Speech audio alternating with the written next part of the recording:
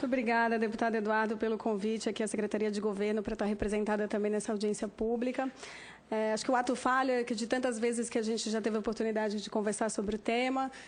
eventualmente já é uma opinião mais conhecida de todo o acúmulo, não só do processo de construção da legislação, mas no processo de construção também do decreto federal que irá regulamentar a Lei 13.019 de 2014. Então, em primeiro lugar, queria agradecer, em nome da Secretaria de Governo, a possibilidade de estar aqui presente também nessa importante audiência.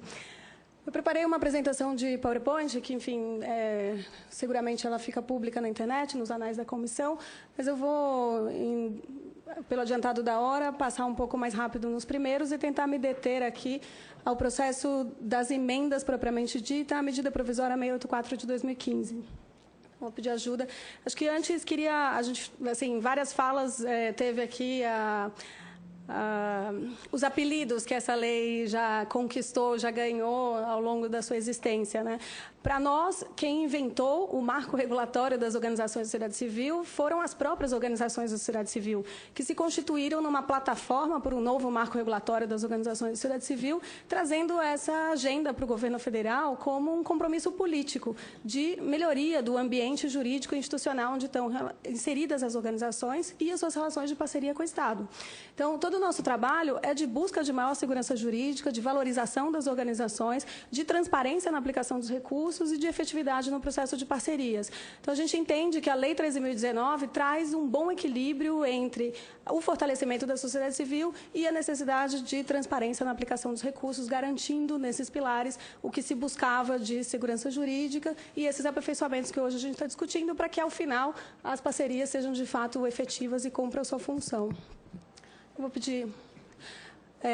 que a gente acelere aqui um pouco a construção do processo, dos nossos diagnósticos que já são mais conhecidos, para que a gente entre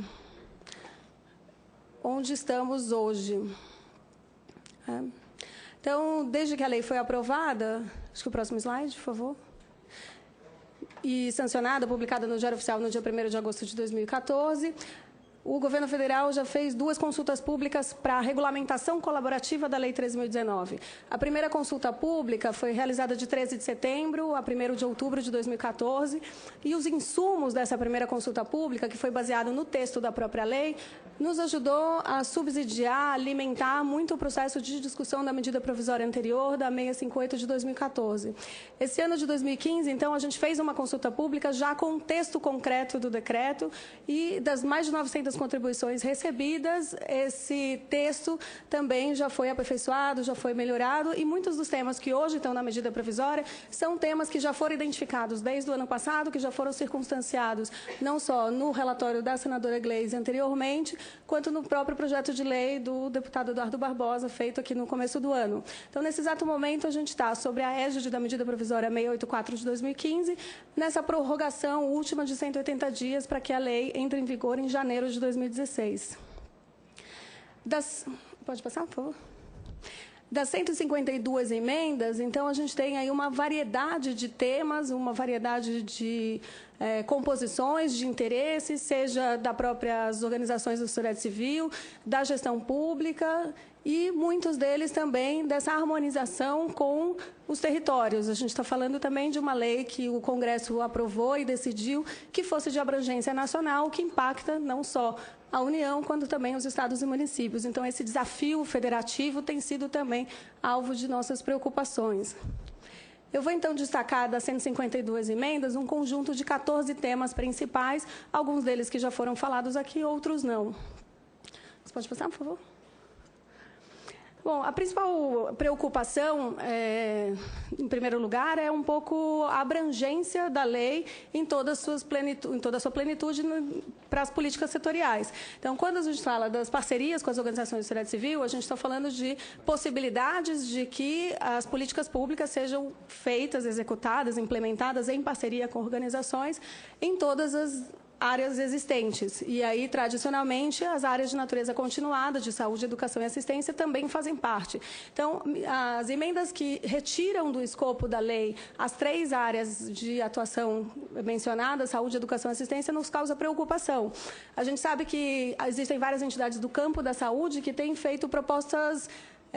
suplementares de possibilidade de que a compra de serviços de saúde, na lógica do SUS, enquanto serviço complementar, possa continuar sendo feito na lógica da 8666, mas que não seja retirada da lei toda a possibilidade de projetos na área de saúde, o que pode envolver também diversas outras áreas, como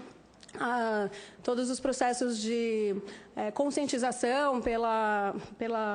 por campanhas de saúde pública, enfim, diversas outras fomentos de entidades que atuam na rede, enfim, tem diversas outras possibilidades que poderiam estar dentro da legislação, sem prejuízo de se reconhecer que há uma lógica diferenciada dentro da lógica de compra de serviços de saúde no SUS, que muitas vezes compra a disponibilidade dos leitos, a disponibilidade dos atendimentos e não necessariamente na mesma possibilidade de planejamento do que exige a Lei 13.019 de 2014. Então, essa seria um destaque de preocupação, mas que também há possibilidades de consensos dentro da elaboração aqui do relatório. A gente entende que o chamamento público como obrigatório é algo muito importante, muito relevante e que é a grande mudança de paradigma dessa lei em relação à legislação anterior.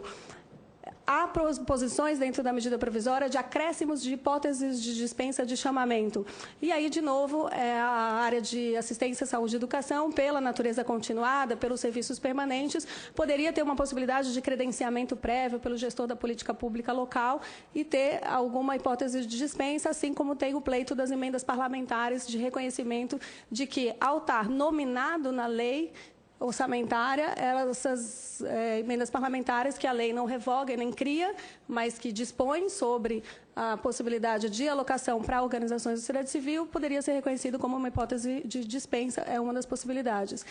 A gente vê com bastante preocupação a questão das obras, e dentro da medida provisória há diversas possibilidades de solução da questão das obras. Hoje a lei proíbe que sejam feitas obras em parceria com organizações da sociedade civil, e uma das possibilidades seria que essa exclusão da vedação de obras seja apenas que continue a vedação de obras, mas que a exceção seja feita via lei de diretrizes orçamentárias, que a cada período se aloque quais seriam os tipos de obras, especialmente a gente está falando no caso de saúde, de ampliação de espaços físicos para equipamentos públicos que haja atendimento. Mas não se espera que as parcerias sejam feitas para obras. As obras serão sempre acessórias e conectadas ao objeto principal das parcerias. Então, aqui tem uma solução também que pode funcionar. Na questão da harmonização da lei com os conselhos gestores de fundos setoriais, também há emendas na mesa que ajudam a deixar claro que os fundos temáticos, notadamente criança e adolescente, idosos, fundos de meio ambiente, que são, historicamente, pela legislação, reconhecidos como geridos por conselhos gestores, muitas vezes que têm membros de sociedade civil e membros de governo nessa seleção e monitoramento dos projetos, possa ser feito em substituição ao que a lei prevê de comissão de seleção e comissão de monitoramento e avaliação. Então, também tem dentro da mesa emendas que ajudam nesse entendimento do reconhecimento de que esse arranjo institucional de gestão pública que está conquistado na legislação, especialmente dos fundos de criança e adolescente, possam continuar sendo feito com os ajustes que foram colocados aqui na medida provisória. Foi citado já aqui também a retirada das parcerias sem transferência de recursos do escopo da lei. A lei, de fato, organiza procedimentalmente todas as fases da gestão de parcerias com as organizações da sociedade civil, com muito enfoque na transparência da aplicação dos recursos públicos financeiros. Então, essa também seria uma possibilidade. A gente tem bastante preocupação com o controle e entende que a prestação de contas ela precisa ser sistemática, precisa ser acompanhada para e passo durante a parceria. Então, nesse ponto específico, as emendas que buscam revogar a prestação de contas parcial também não é uma situação que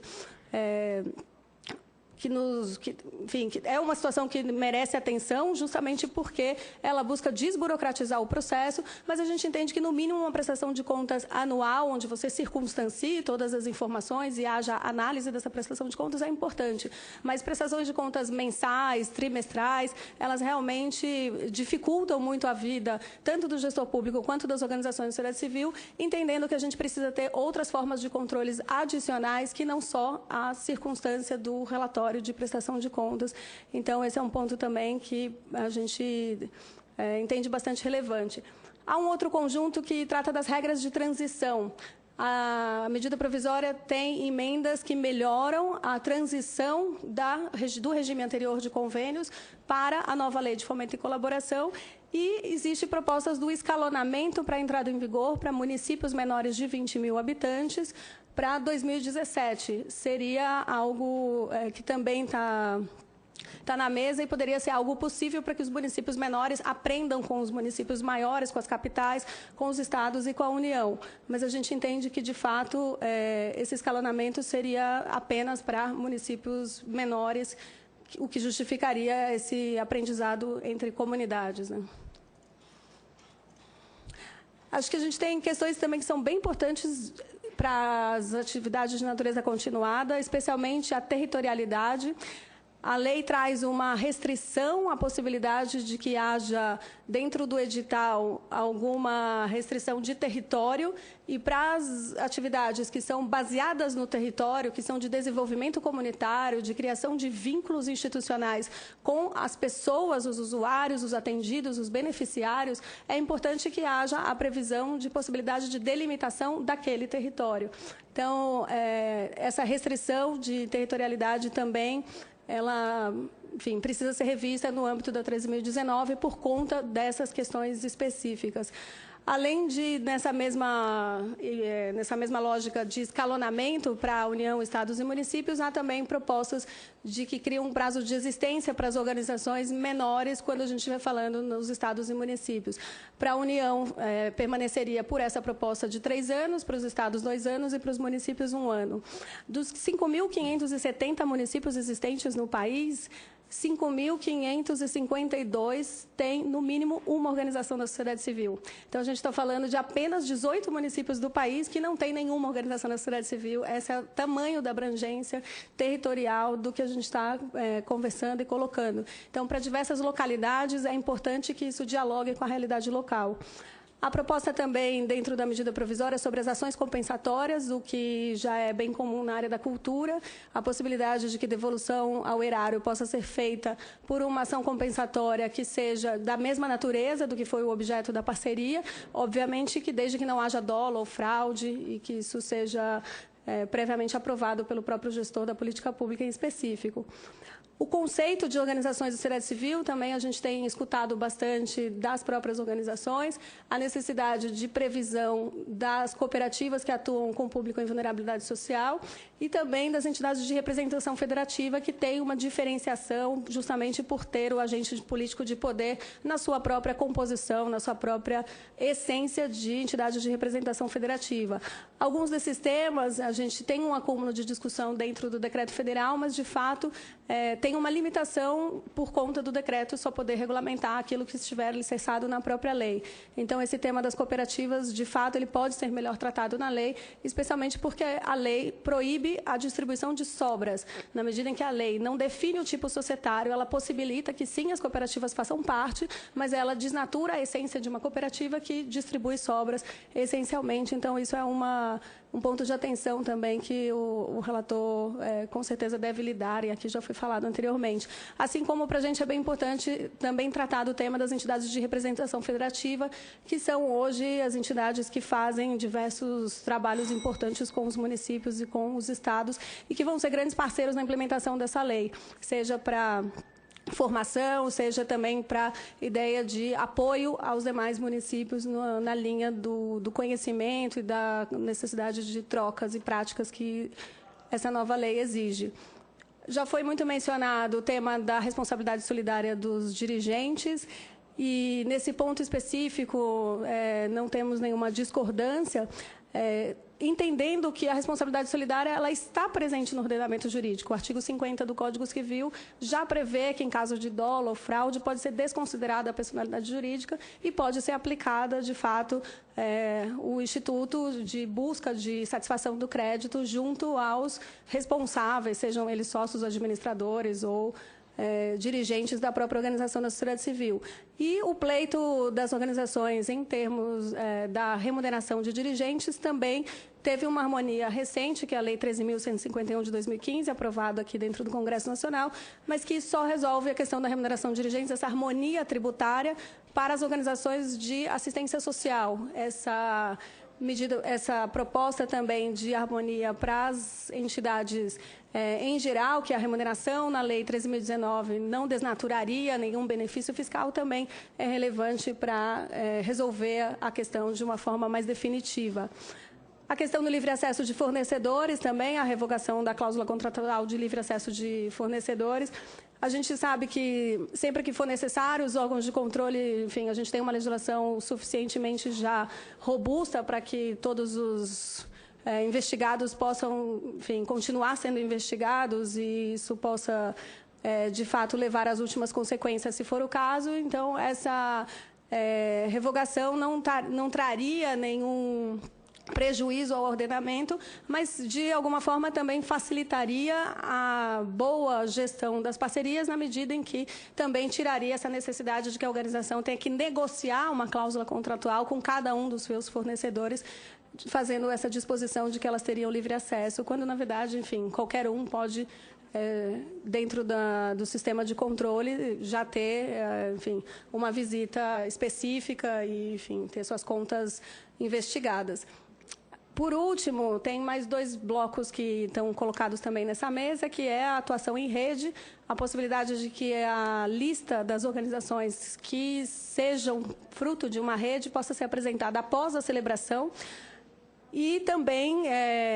tem a informação à administração pública sempre que ela for alterada, formalizando a sua relação com as demais por um termo de atuação em rede. Esse é um tema que tem despertado bastante interesse em todas as discussões, porque ele é, de todos os temas, um dos temas mais novidadeiros da própria lei, especialmente porque a gente não tinha antes o reconhecimento dessa lógica diferenciada das organizações de sociedade civil de parcerizar, fortalecendo o seu trabalho com o convite a outras organizações que também atuem na mesma área ou que possam ser de áreas complementares. Não é uma delegação de serviços, você não está subcontratando outras organizações, não é da mesma natureza da contratação de fornecedores e, por isso, a necessidade de que